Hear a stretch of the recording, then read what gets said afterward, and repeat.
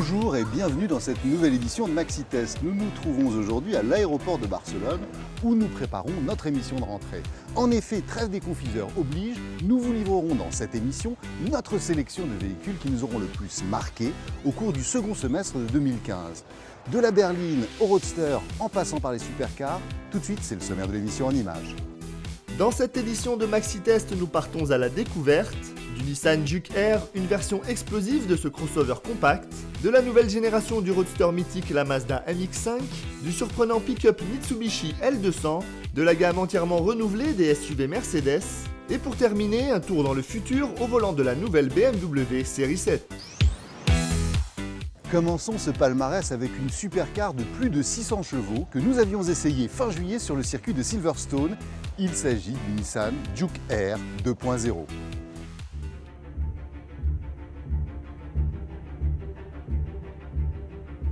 Puisque le Juke a fait peau neuve en 2014, il semblait logique que son cousin le plus extrême fasse également sa mue. C'est chose faite avec le Juke Air 2.0 que nous avons eu le plaisir de tester sur le circuit de Silverstone. Rappelons le concept, on croise un Juke à la structure renforcée bien sûr avec le V6 biturbo d'une GT-R Nismo pour obtenir un crossover supercar de 600 chevaux. Alors qu'est-ce qui change dans cette nouvelle version ? La GT-R a évolué, on a une GT-R Nismo aujourd'hui et le Juke a évolué puisqu'on a un nouveau design de Juke. On a réuni dans le Juke Air 2.0 le moteur de la GT-R Nismo, 600 chevaux, avec la nouvelle carrosserie du Juke et ça nous donne le Juke Air 2.0. À qui destine-t-on cet ovni ? On est dans le monde de la supercar naturellement, donc c'est réservé à quelques happy few. On a vendu le Juke Air, la première version à quelques unités. Et là, si les clients se manifestent à nouveau, on a la possibilité de leur produire cette version. Les sensations au volant sont étonnantes, puissance et précision sont au rendez-vous. Le travail sur le châssis permet des trajectoires impressionnantes et des passages en courbe très proches de ce que l'on réaliserait en GT. On reste un peu surpris par la hauteur de la position de conduite. Le tracé du jour ne nous a pas permis de tester la VMAX, mais la devancière tutoyait les 270 km/h. Gageons qu'elle s'améliore encore avec 50 chevaux de plus. On sent bien les 600 chevaux, donc ça, il n'y a pas de problème. On sent un train arrière qui est assez joueur, assez jouant, parfois même un peu piégeux. Par rapport à un Juke Nismo ou un Juke Nismo RS, on sent une direction qui est beaucoup plus précise. On sent un châssis qui a été sérieusement rigidifié. Et pour cause, puisque on a un rapport de puissance de 1 à 3 par rapport aux versions Nismo. C'est plaisant à conduire. Une direction qui, à mon sens, aurait pu être un peu raffermie. Alors je ne sais pas si on verra un jour le Juke Air produit en série. Il ne faut pas cacher le plaisir qu'on peut avoir à conduire ce genre d'engin, parce que c'est quand même à la fois très puissant, assez confortable, pas trop spatial à l'intérieur. Et puis on peut dire que c'est une expérience de conduite qui est très différente de celle de la GT-R, même si le moteur est le même, parce que le châssis est très différent, parce que l'empattement n'est pas le même, et c'est donc quand même un vrai plaisir de conduite.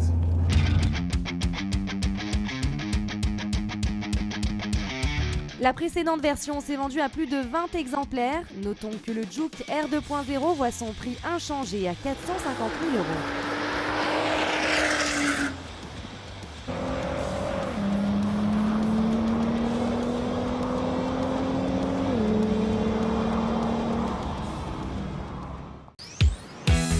Pour les roadsters, notre coup de cœur va sans conteste à la nouvelle Mazda MX-5 Miata. La beauté de la Côte d'Azur, le soleil et un roadster. C'est dans cette ambiance de carte postale que l'on découvre la toute nouvelle Mazda MX-5. La dernière version de la petite japonaise d'Hiroshima se montre sous son meilleur jour au bord de la Méditerranée. On en oublierait presque la filiation avec les précédentes générations, tant son design agressif, atypique et taillé à la serpe la différencie.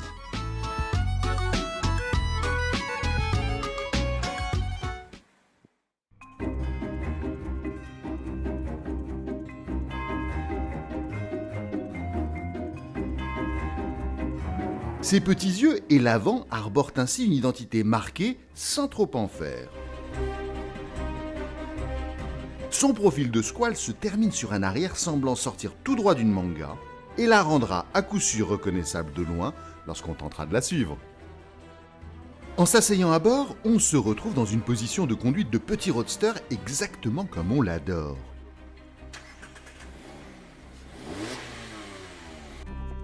On se sent même encore mieux que dans l'ancienne, dans laquelle on était un peu à l'étroit malgré des cotes supérieures. Derrière le volant, 3 compteurs, dont un énorme au milieu dédié au compte-tours, comme sur certaines supercars. Les sièges de maintien idéal intègrent directement des haut-parleurs. La console monte très nettement en gamme et s'équipe de tout ce dont on a besoin, notamment un écran tactile complètement connecté avec GPS, mais dont la lecture peut se compliquer en plein soleil. D'ailleurs, si ce dernier se voit caché par la pluie, on remonte en un tour de main la capote en la tirant vers l'avant, puis on la verrouille. L'opération inverse s'avère encore plus aisée puisqu'il suffit de la jeter derrière soi. Sur la route, la sonorité de la petite motorisation, un 4 cylindres de 131 chevaux, flatte l'oreille en prenant des tours. On frôle même les 7000 tours minute. La modeste cavalerie suffit finalement largement pour faire avancer la légère MX5 avec des performances plus qu'honnêtes. Son poids demeure inférieur à 1 tonne.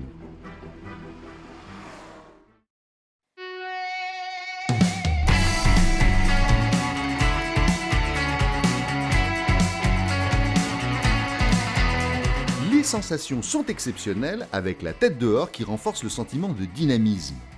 Les reprises manquent parfois un peu d'énergie, mais les palettes de la boîte demeurent parfaitement manipulables. Elle permet de descendre rapidement un rapport pour aller rechercher une meilleure plage de couple. La MX5 adore jouer avec son arrière un poil mobile et une agilité typique de roadster au gabarit modeste. De ce point de vue, elle respecte son cahier des charges sans renier ses aïeuls. Son châssis fait preuve d'un peu de souplesse en courbe. Cela pénalise le comportement quand on la cravache à la limite. Et améliore le confort quand il s'agit de partir dans une longue virée le long de la côte.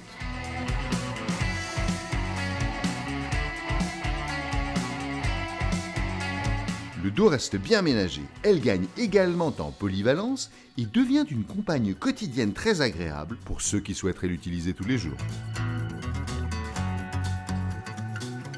Il faudra se mettre au volant de la version de 160 chevaux à l'amortissement mieux taillé pour le sport pour profiter d'un agrément plus piquant.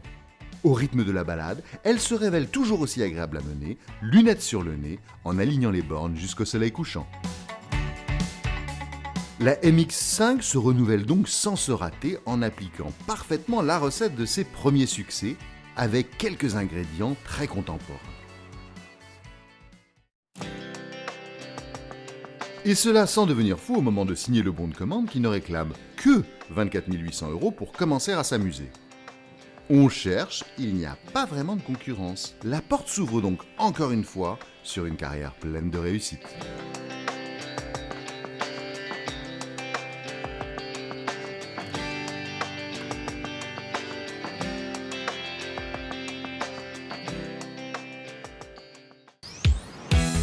Figure emblématique d'un segment en pleine expansion, le Mitsubishi L200 est incontestablement notre pick-up de l'année.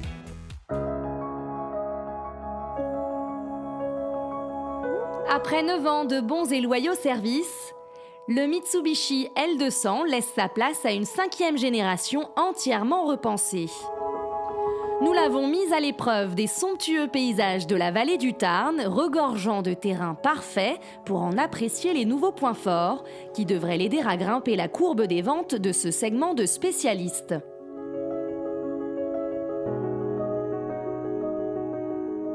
Le japonais affiche d'abord un look sans ambiguïté, à l'image de sa garde au sol, ses grosses roues, sa benne immense et son gabarit qui ne laisse aucun doute sur sa vocation d'alpiniste tout-terrain. Et pour autant, il ne manque pas de style avec sa large calandre, ses feux légèrement effilés et ses attributs de baroudeur. Évidemment, vu son gabarit, les gorges du Tarn sont plus adaptées pour lui que les petites rues. Entre deux chemins caillouteux, l'épreuve de la route s'avère acceptable, en dehors d'un pont arrière dur qui tressaute sur les petites irrégularités d'asphalte. Il a du roulis et plonge, il faut donc s'habituer à anticiper, ce que les professionnels et habitués de ces pick-up savent bien faire. Le moteur turbo-diesel de 181 chevaux ne manque pas de souffle, mais le gros de son couple se fait un peu désirer en bas régime. Sa consommation en plus reste facilement en dessous des 10 litres avec un malus inexistant car il s'agit d'un utilitaire. Pour le crapahutage, il en remonte à bien des franchisseurs grâce à un différentiel de type Torsen. Le mode 4x4 à rapport court rend aisé pour le berger la route jusqu'à son troupeau avec le chien dans la benne. 4x2 ou 4x4, on peut le faire en roulant, sauf pour le franchissement. Il fait donc mieux que le premier, à tous les niveaux, sans oublier d'offrir plus de confort grâce à ses équipements qui facilitent la vie à bord et lui permet même de voyager dans un certain confort. Et compte tenu de son tarif, 39 000 € pour notre version d'essai qui coiffe la gamme, il tient largement la pente face à ses deux principaux rivaux, le Toyota Hilux et le Ford Ranger. Enfin, du côté des crossovers, difficile de résister à la véritable déferlante que lance la marque Mercedes-Benz, puisque celle-ci renouvelle l'ensemble de sa gamme autour du G, symbole de l'aptitude au franchissement. Le constructeur à l'étoile revisite sa galaxie de SUV autour de 3 nouveaux modèles phares, le GLE, un classe M restylé, le GLE coupé et le GLC appelé à faire oublier le GLK. C'est le petit GLC à l'aise sur les routes du somptueux décor des falaises du Luberon qui compte titiller les Audi Q5 et BMW X3. Son style, beaucoup plus fluide et urbain que son prédécesseur, séduit immédiatement. On distingue facilement la patte Mercedes au design qui mêle le massif à l'élégance. À l'intérieur, on se retrouve dans l'environnement de la classe C, avec la même planche de bord à la présentation raffinée, et il fait évidemment le plein d'équipements, et notamment la conduite automatique dans les embouteillages.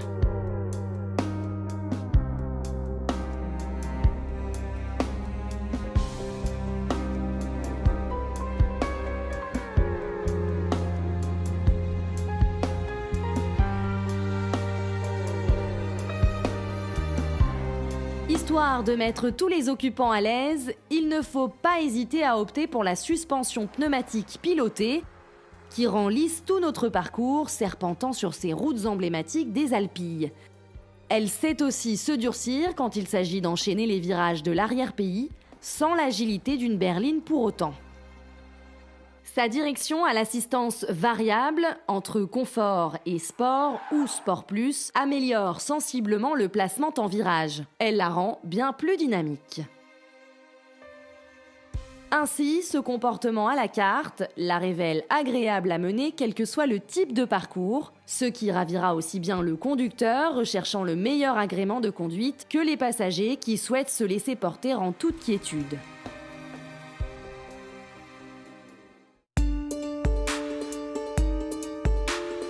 Sous le capot, le vaillant 2,2 litres 170 chevaux diesel, associé à la nouvelle boîte automatique à 9 rapports. Cette douce transmission facilite encore plus la vie sur autoroute et réduit les tours moteurs pour un silence encore accru. Du coup, nul besoin de signer un chèque au nom de l'écotaxe.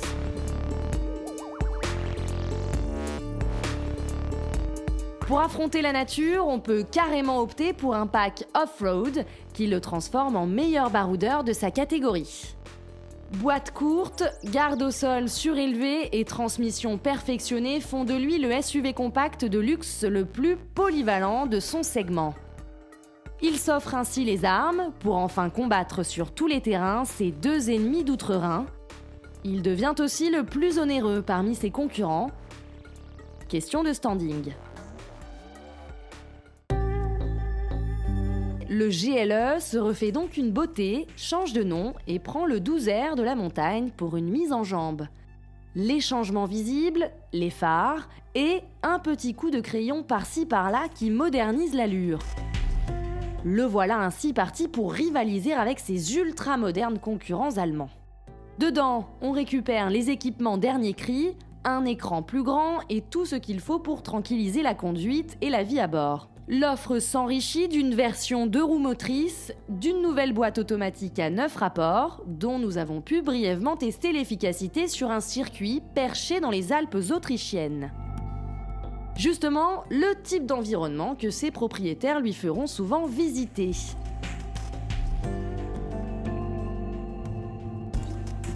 Cette mise à jour s'accompagne évidemment d'une gamme de moteurs Euro 6 allant de 204 à 585 chevaux, dont le 258 chevaux de notre docile version d'essai, prêt pour les randonnées et les longues liaisons sans se fatiguer, pour peu qu'on y mette le prix.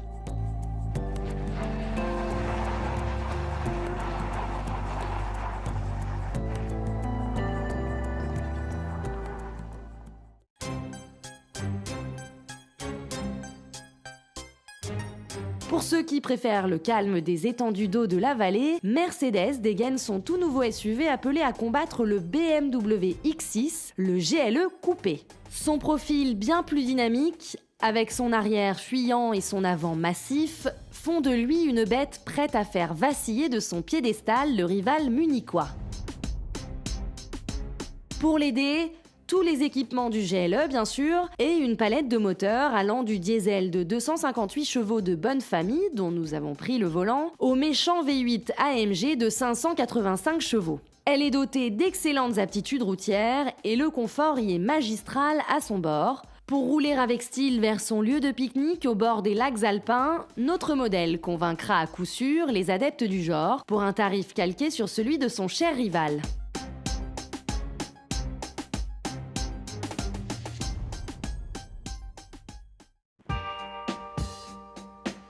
Avec ces 3 modèles au goût du jour, dont le nouveau GLC qui sent bon le millésime à succès, Mercedes s'en va reconquérir le marché des SUV avec une gamme particulièrement cohérente.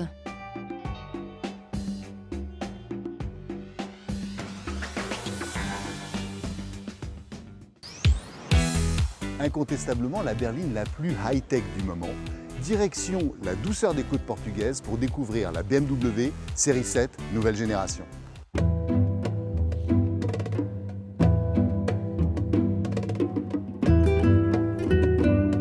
La 6e génération de BMW Série 7 s'attaque à une forteresse où trône depuis toujours la Mercedes classe S. La munichoise fourbit ses armes et affûte ses arguments pour contester la régnante et améliorer encore sa place dans ce segment de prestige. La calandre, synonyme d'armoirie chez BMW, est immense. Elle est encadrée par des phares typiques et technologiques pour un éclairage optimal en toutes circonstances. Globalement, le visage est sage, mais très statutaire. Le profil conventionnel se termine sur un arrière plutôt droit, avec un jonc chromé reliant les deux feux.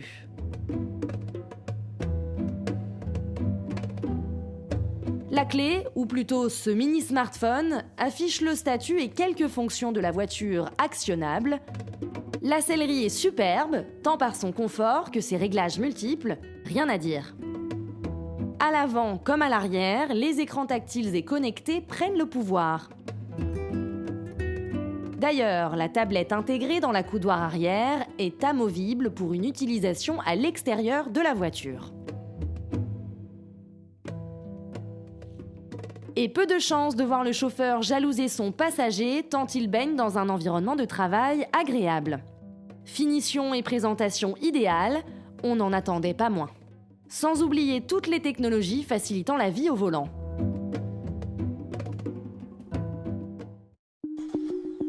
Elle avance toute seule dans les embouteillages, lie l'asphalte via l'armada de caméras, anticipe même les bosses avec l'aide du GPS qui recense les routes dégradées. On ne touche plus le volant, ni même des boutons pour monter le son ou passer un coup de fil, grâce à des gestes devant l'écran.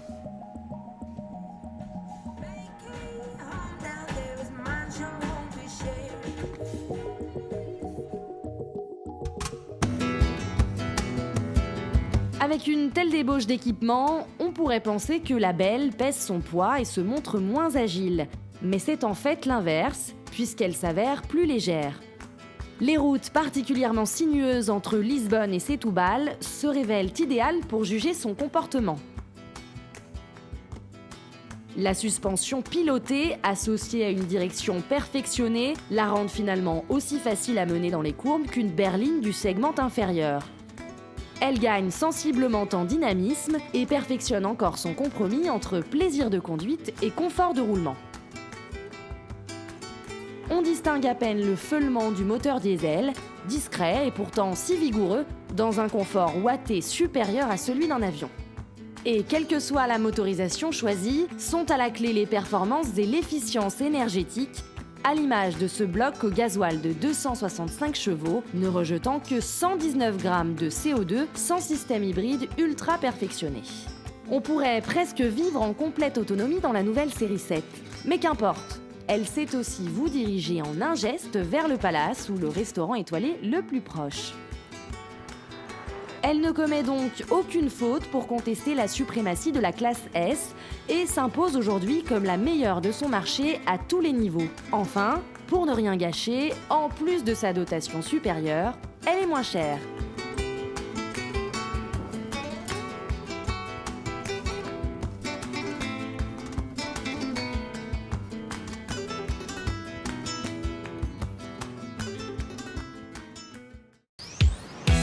Et bien voilà, cette émission touche désormais à sa fin. Nous quittons Barcelone et son aéroport pour vous donner rendez-vous le mois prochain pour Maxi Test et à bientôt sur l'antenne de Motors TV.